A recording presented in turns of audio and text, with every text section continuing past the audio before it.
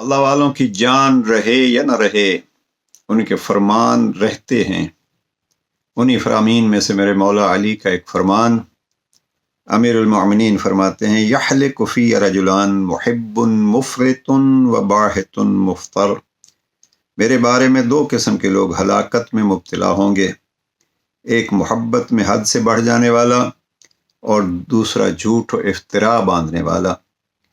سید رضی اسی فرمان کے تحت لکھتے ہیں کہ امام سے یہ الفاظ بھی منقول ہیں، حلق فی رجلان محب غال و مبغض قال۔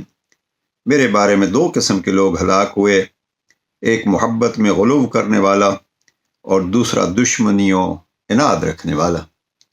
لہذا یہ حکمت نمبر 469 ہے۔